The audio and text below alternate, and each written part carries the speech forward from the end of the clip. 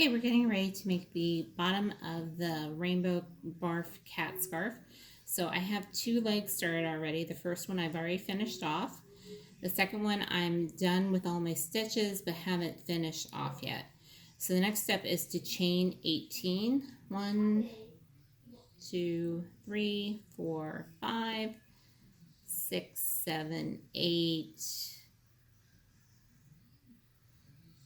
9, 10, 11, 12, 13, 14, 15, 16, 17, 18. Okay, so the key here is to not twist the chain too much either. You don't want it falling the wrong way and getting a little wonky. So I'm going to pick back up my first leg and I'm going to go into the my last stitch, and I'm going to go ahead and single crochet in that stitch.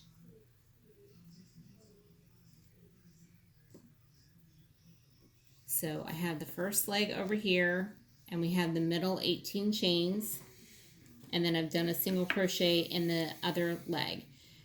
Now I'm going to go ahead and mark that stitch. You can use a stitch marker, bobby pin, a little piece of yarn. I'm just going to grab this little piece of yarn here, and I've made the second stitch. I'm going to go back into the first stitch and just mark it so I know where my rows start. This is stitch 1 of the next row. I'm just going to pull it through there. And now working across the top of this leg, I'm going to work 13 more stitches. I already have the first 2. So 3, 4, and I keep slipping out of my stitches. 5, 6, 7, 8, 9,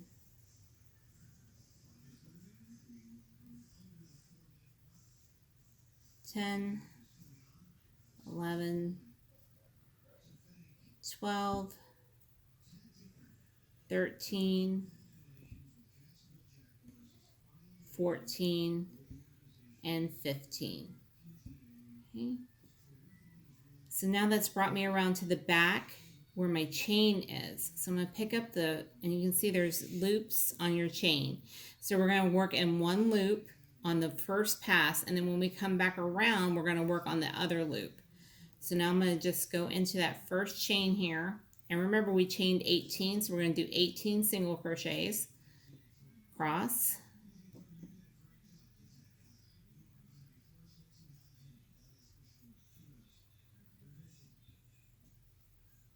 And we're just going to keep working our way across the chain. Remember to try and keep the chain flat. Don't let it flip over. Don't accidentally work on the other side of it. Just make sure you're keeping it even and straight. And we're just going to keep working across here.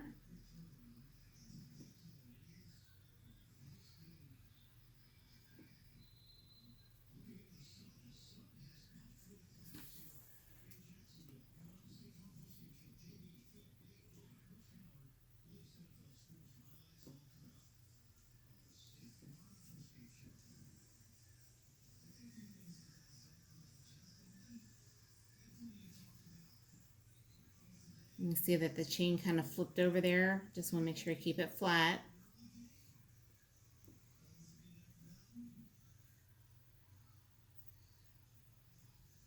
And come to the end of the chain. I just want to double check my stitches. So there's my first one, 2, 4, 6, 8, 10, 2, 4, 6, 8. So I have 18 stitches in the chain.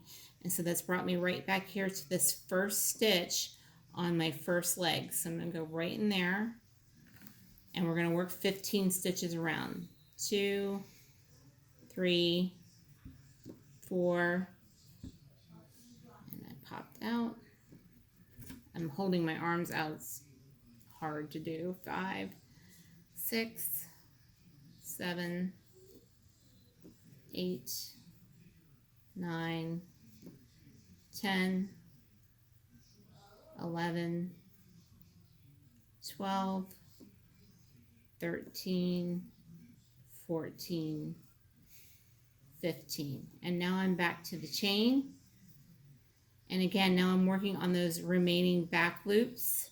And again, just 18 stitches across. So we're just going right into the back side of where we already stitched.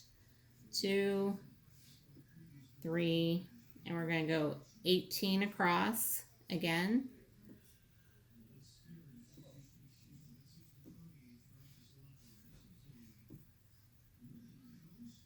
7, 8,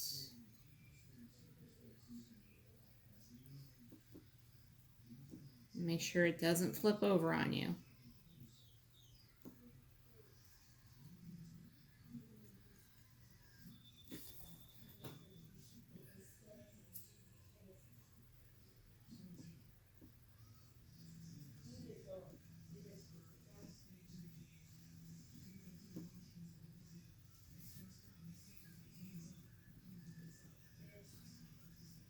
All right, we just want to check our stitch count.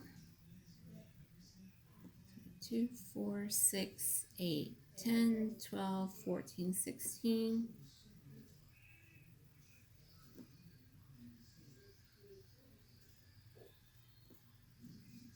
And the last one squeezes right in here.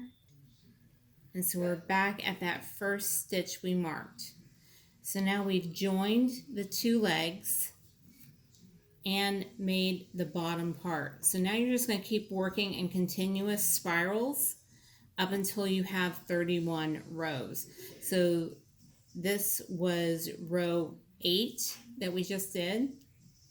And so now we're starting row 9 and we're just going to keep going. Now what I make sure you do is mark that first stitch.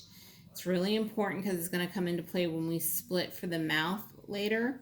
So you want to keep moving your stitch marker up as you complete each row. And then you'll just keep working around the whole cat again. Make sure you don't let that switch. As you make more rows, this will be less likely to flip over on you. But that's it. Let me know if you have any questions.